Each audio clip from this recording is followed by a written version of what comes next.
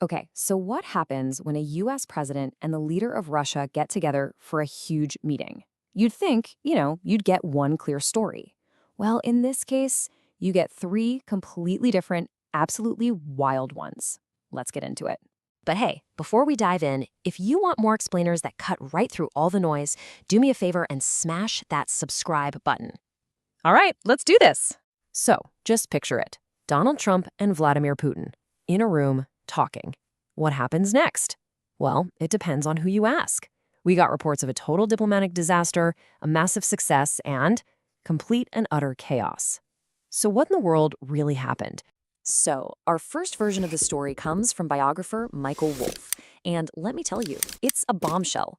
According to his sources, this meeting was one for the history books, but for all the wrong reasons. According to Wolff, this wasn't just like a simple mix-up of a few facts. Nope. He says Trump's entire understanding of the Cold War was fundamentally backward. The story goes that Putin kicks things off with a little history lesson, and then Trump tries to give one of his own. And here's the kicker, the crucial point, as Wolff tells it. In Trump's version of history, the two great rivals, right, the United States and the Soviet Union, well, apparently they weren't enemies at all. In fact, they were on the same team. Yeah. A historical take so wrong, it's kind of mind-blowing. Wolff's sources did not hold back at all, calling the whole meeting inconsequential and incoherent. They paint this picture of pure chaos, with Trump just starting with random flattery, making the whole thing feel totally pointless. And what about his top people, like Secretary of State Mike Pompeo? Apparently, every single time they tried to jump in, set an agenda, Trump would just talk right over them. It left them, and this is a quote, basically helpless. Okay, but that is just one side of the story. The White House had let's call it a slightly different take.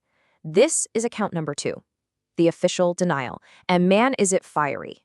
You know what? I'm just going to read this one directly from the Trump campaign's communications director. Michael Wolff is a lying sack of shit and has been proven to be a fraud. He routinely fabricates stories originating from his sick and warped imagination, only possible because he has a severe and debilitating case of Trump derangement syndrome that has rotted his peanut-sized brain. So I'm kind of sensing some disagreement here, which brings us to our third and final version of what happened. This one comes from the man himself, Donald Trump, and in his version, things couldn't have gone any better. So forget incoherent chaos. Trump went on Truth Social and called it a great and very successful day. He claimed the meeting went very well and that it was a huge step toward peace in Ukraine. Okay, let's just put these right next to each other for a second. On one side, you've got incoherent and helpless aides. On the other, very successful and a peace agreement. It is genuinely hard to believe they are talking about the same meeting. And to top it all off, there were reports that Trump actually rated his own performance in the meeting a perfect 10 out of 10, no notes. So, where does that leave us? I mean, we've got 3 totally conflicting stories.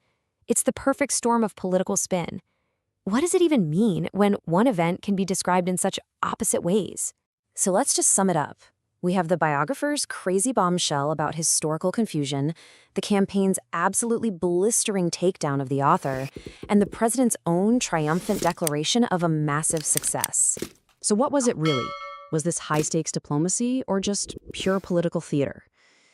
Maybe the real lesson here is that in politics today, the performance is the diplomacy, and the story you tell everyone afterward is way more important than what actually happened in the room. But hey, that's just our take. We want to know what you think. What really went down in that meeting?